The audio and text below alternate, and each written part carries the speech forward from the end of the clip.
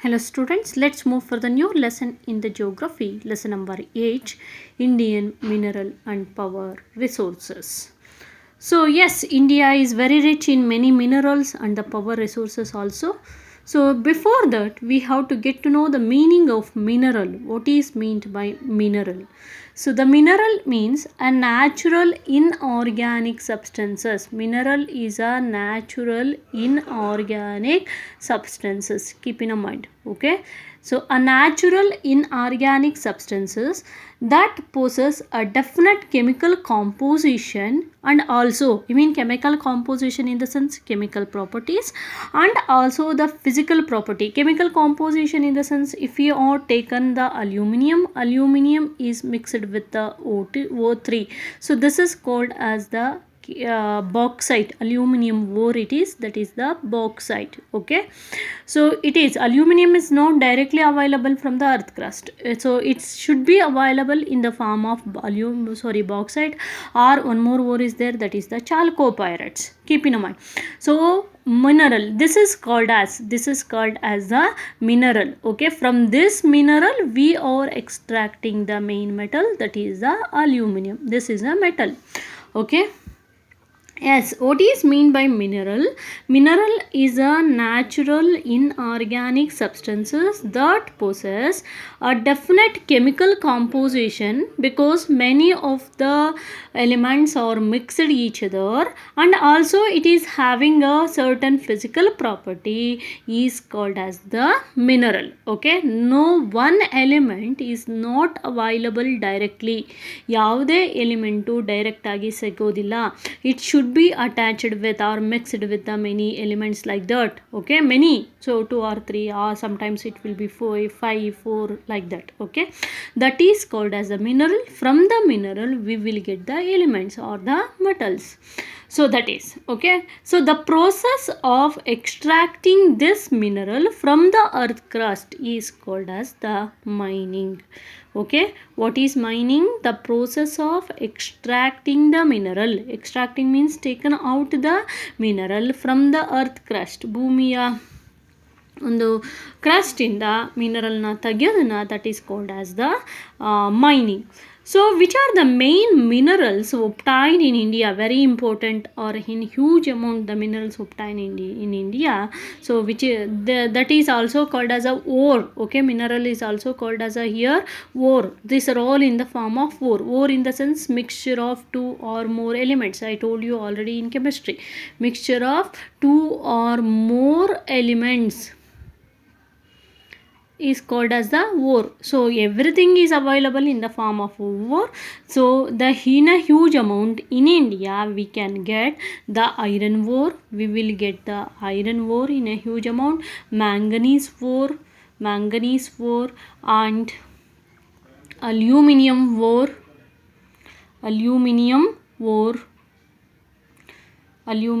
ore, then mica. So these are more available in India. Let us know about that. Okay, so yes, first we have to take the iron. So where the iron ore is available more? Iron ore is available in Karnataka, our state, Odisha, Chhattisgarh, Jharkhand, Telangana, Madhya Pradesh, Maharashtra and Rajasthan. So there the iron ore is available more. And which are the ores? Main ores of iron, they are the ferric oxide or Fe2O3. So this is the ferric oxide is the main iron ore. It is also known as the iron oxide. So next we have to know about the manganese. This manganese is called as the jack of all trades. Keep in mind, manganese is called as what? Jack of all trades. Trade in the sense vyapar. Jack in the sense mainly it required for the trading purpose. How jack is required for the vehicle, without the jack vehicle can't able to lift up, no. So in the same way, without the manganese no one almost of the factories or the industries depends on a manganese, because manganese is one of the raw material is used in the many industries like steel, mainly that is the steel, stainless steels what you are using, then the dry batteries what we are using in remote, that everything, then the paint, okay, paint, raw materials for all these industry, glass, pottery, calico printing etc., pottery, calico printing etc. So that's why manganese is called as the jack of all trades. I mean, without the manganese, so these products will not produce it in the industry. Mainly, manganese used in the manufacturing of steel, dry battery, paint, glass, pottery, and calico printing. So it is called as the jack of all jack of trades. Keep in mind that. Next we have to move about the aluminum. How manganese is called jack of all trades, in the same way aluminum is also is called as the wonder metal. Wonder metal, keep that thing in mind. Why aluminum is called as the wonder metal?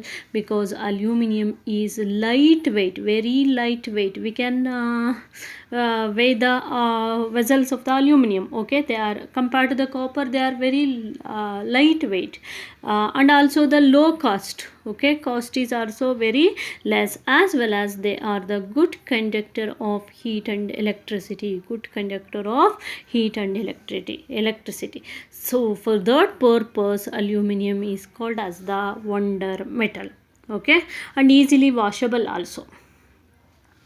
So aluminum is a lightweight, low cost and good conductor of heat and electricity. Therefore, aluminum is called as the wonder metal. In which place the aluminum is available more? In Gujarat, Odisha, Jharkhand, Maharashtra, Chhattisgarh, Tamil Nadu and Madhya Pradesh. In these places, the aluminum is obtained more. Next, we have to move for the mica. So in Karnataka, mica is also called as Kage Bangara. Kage Bangara antanu karitare. Why it is called as the Kage Bangara? Because that surface of the mica was very shiny. If it is black also, the surface is shiny. ಹೊಳಿತಾ ಇರುತ್ತೆ black ಆಗಿದ್ರೂ ಕೂಡ.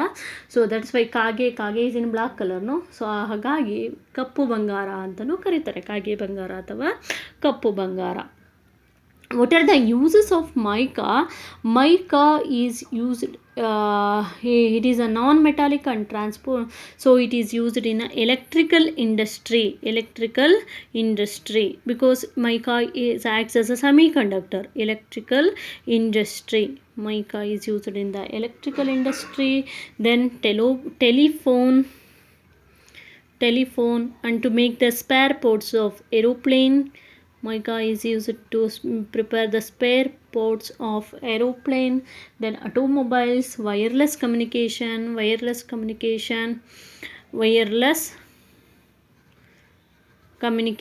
then automobile in the sense vehicles, okay, in that field mica is used more, okay. So recently, as before that, mica is from the India, the mica is exported to other country for the main all these use. But recently that mica export has declined, because many of the countries produced the synthetic mica. I mean, they are using the artificial mica instead of naturally available mica. That's why the mica export has declined. So next, after the mineral, we have to move for the power resources. So what is meant by power resources? Next topic it is, that is the power resources. What is meant by power resources? The resources which are necessary for the generation of power in the sense energy. So the resources which are used to generate the energy, they are called as the power resources. So, what are the importance or the uses of power resources? Importance and the uses both are same. Keep in mind, the importance of power resources are they help in the economic development to improve the standard of living. They help in mainly economic development because energy is more. We can produce more source, right? So that's why it helps in the economic development and it improves the standard of living. SOL means standard of living, and also it helps in the development of industry. Yes, because industry mainly run by the power, and the agriculture also, because due to the lack of power many of the agriculture work will be pending. So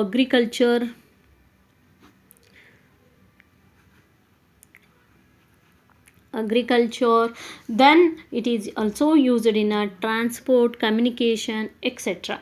Next, they helps to overcome the this power resources helps to overcome the energy crisis also, because nowadays the energy crisis is more due to the increasing of population. What is mean by energy crisis? You know already, the demand for the energy is more but the supply is less. That is called as the energy crisis.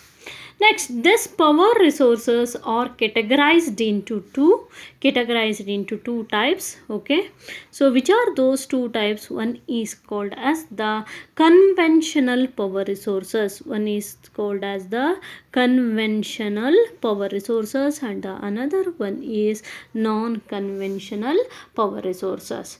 What are the difference between the conventional power resources to the non-conventional power resources? This conventional power resources is also known as the non-renewable power resources. Non-renewable in the sense not should be recycled. Okay, and non-conventional power resources is also known as the renewable resources. Keep in mind, renewable in the sense it can be recycled. So which are those conventional power resources? If you are taken, I mean not renewable, they are coal, then the petrol and natural gas. Okay, petrol and natural gas, also natural gas, CNG, compact natural gas. Okay, these are the example, because they should not be recycled again and not to be produced. If you want to produce also, it took millions of years, not 1 or 2 years or 200 years, it took millions of years. And which are non-conventional resources? They are also known as renewable means they are recycled again. So example for that is the solar energy, wind energy, water energy. So these are the example of non-conventional power resources. So this difference if you are writing, it is enough. Conventional power resources are may not recycled again, but non-conventional power resources are recycled again. They are non-renewable and they are renewable. With example if you are writing, you will get the full mark. Next, we have to know about the first conventional power resources. A good example in that is the coal. So let us know about the coal. Okay, so coal, everybody know already how the coal is formed. From 3 years it will be there. So which are the vegetative matter or the animals, buried animals? If the dead animals or the dead plants which are buried in the past stages in a mass, not one or two, in a mass, due to the earthquake or due to the flood or due to the forest fire, like that they will be buried in the earth crust. ಭೂಮಿ ಒಳಗಡೆ mass ಅಲ್ಲಿ ಹೋಗುತ್ತೆ.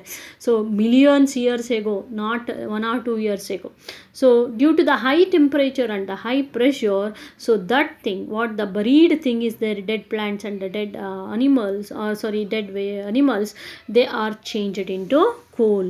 Okay, due to what? Due to the high temperature and pressure, they are changed into the coal. So nearly this coal contributes the 67% of the total energy consumed in the country. ನಮ್ಮ ಕಂಟ್ರಿಯಲ್ಲಿ ಏನು use ಮಾಡ್ಕೊಳ್ತಾ ಇದ್ದೀವಿ energy, ಅದರಲ್ಲಿ 67% ಬರೀ ಕೋಲಿಂದನೇ ನಾವು ಇದುವರೆಗೂ use ಮಾಡ್ಕೊಳ್ತಾ ಇದ್ದೀವಿ.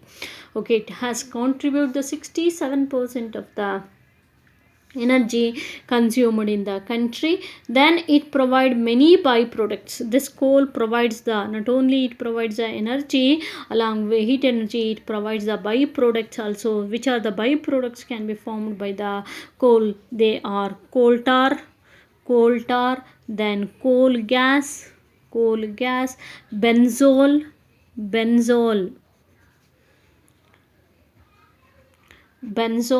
naphtha, sulfur, etc. Naphtha, sulfur, and also the ammonia. Ammonia is also produced from the coal. Keep in mind, these are the byproducts. Byproducts in the sense other products. Okay, these are the byproducts formed by the coal. Which are those? Benzol, naphtha, sulfur, coal tar, coal gas, and ammonia. Yes, the raw materials, these raw materials, particularly which are those, these byproducts, they are where the byproducts of the coal are used. So, these byproducts are used to prepare a dyes. Dyes means colors, okay. Then plastic and synthetic fiber and rubber, okay, and rubber. This is very important. This is about the coal. So in the next period we have to know about the petroleum. Hope you will understand this up to coal. Thank you.